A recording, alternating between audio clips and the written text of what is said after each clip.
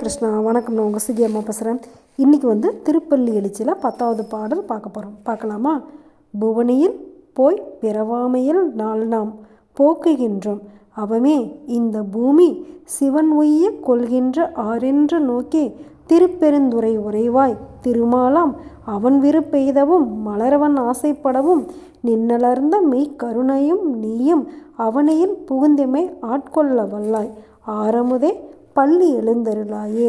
நம்மளுடைய மாணிக்க வாசகர் திருப்பாவை பாடுற பெண்கள் எல்லாம் பார்த்துட்டு அவர் என்ன பண்ணுறாரு, திருப்பெருந்துறையில் இருக்கிற சிவபெருமானுக்காக திருப்பள்ளி எழுச்சி பாடுறாரு. இந்த மார்கழி 30 நாளுமே பாவை நோன்பு மாதிரி அவரும் இருக்கணும் அப்படின்னு சொல்லி ரொம்ப ஆசைப்பட்டதாக இதெல்லாம் எழுதியிருப்பார் அப்படின்னு சொல்லி நான் நினைக்கிறேன். இது வரைக்கும் இந்த ஒவ்வொரு வருஷமும் திருப்பாவை திருவெம்பாவை அப்படின்னு சொல்லி நம்ம படிக்கிறோம்ல, அந்த படிக்கிறதோடு நம்மளுடைய இது முடிஞ்சிருது. இப்படி நம்ம படிச்சுக்கிட்டே இருக்க ஒவ்வொரு வருஷமும் நம்மளுக்கு ஏதாவது ஒரு தெளிவு பிறக்கும். அந்த மாதிரி இந்த தடவை எனக்கு ஒரு தெளிவு பிறந்திருக்கு. என்ன அப்படின்னாக்கா, இன்னையிலேருந்து போகி பண்டிகை, அதாவது பழையன கழிதலும் புதியன புகுதலும் அப்படிங்கிறது தான் இந்த போகியோட தாத்பரியம். இதுக்கு முன்னால் வரைக்குமே அதாவது 63 நாயன்மார்களை பற்றி தெரிஞ்சுக்கிறதுக்கு முன்னாடியும் இந்த திருவாசகத்தை பற்றி தெரிஞ்சுக்கிறதுக்கு முன்னாடியுமே இனிமேல் நம்ம பிறக்கவே கூடாதுடாப்பா கடவுளே அப்படின்னு சொல்லிட்டு கடவுள்கிட்ட வேண்டிகிட்டு இருந்தேன். ஆனால் அது ரொம்ப ரொம்ப பெரிய தப்பு. மறுபடியும் இந்த பூமியில் பிறந்துக்கிட்டே இருக்கணும் அப்படிங்கிற ஆசை எனக்கு ரொம்ப அதிகமாக இருக்குது. எதனால் அப்படின்னாக்கா, நம்மளுடைய ஹனுமார் போய் சொல்வாரா?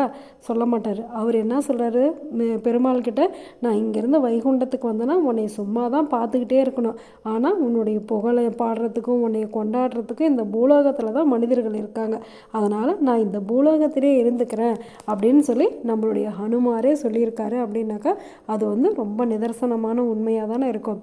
அதே மாதிரியே நம்மளுடைய மாணிக்க வாசகரும் இந்த பாடலில் என்ன சொல்லியிருக்காரு அப்படின்னாக்கா, சுகபோகம் வேண்டி ஸ்வர்க்கத்தை நாடிய தேவர்களுக்கு அதில் சலிப்பு வந்துருச்சாம். சிவபெருமானுடைய அருளுக்கு பாத்திரமாகணும், நம்மளுக்கு சிவஞானம் வரணும் அப்படின்னு சொல்லிட்டு அவங்களும் என்ன பண்ணுறாங்க, இந்த பூமியில் பிறக்கணும் அப்படின்னு சொல்லி ரொம்ப விருப்பப்படுறாங்களாம். அப்படி அடியார்களை ஆட்கொள்ள அருள் புரியும் சிவபெருமானே நீ பள்ளி எழுந்தருள்வாயாக அப்படின்னு சொல்லி சிவபெருமானை ரொம்ப உரிமையாக கொஞ்சி கெஞ்சி கூப்பிட்றாரு. நாமளும் மறுபடியும் இதே மாதிரி ஒரு மனிதனாக பிறந்தால் தானே இப்படி கடவுள்களை எல்லாருமே நம்ம கொண்டாட முடியும்.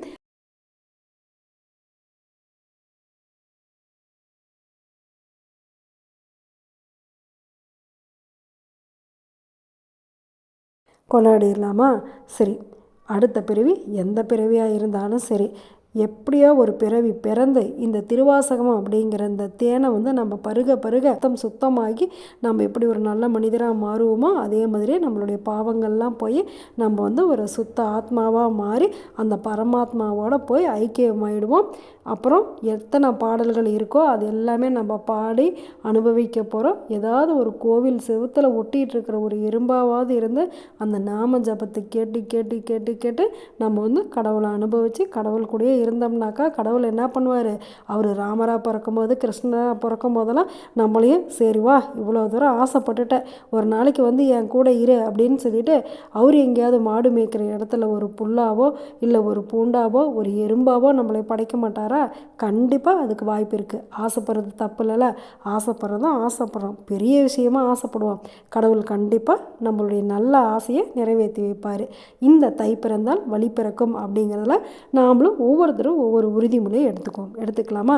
அனைவருக்கும் இனிய போகி பண்டிகை நல்வாழ்த்துக்கள், சூரிய பொங்கல் நல்வாழ்த்துக்கள், மாட்டுப்பொங்கல் நல்வாழ்த்துக்கள், காணும் பொங்கல் நல்வாழ்த்துக்கள். மாணிக்க வாசகருடைய அருளாசியும் சிவபெருமானுடைய அருளாசியும் பெருமாளுடைய அருளாசியும் இயற்கையோட அருளாசியும் எப்பவும் எல்லாருக்கும் கிடைக்கணும் அப்படின்னு சொல்லி எல்லாம் வல்ல இறைவனை வேண்டிக்கலாமா? நல்லது நினைப்போம், நல்லதே நடக்கும், ஆனந்தமாக இருப்போம். ஓகே, பாய். ராதே கிருஷ்ணா.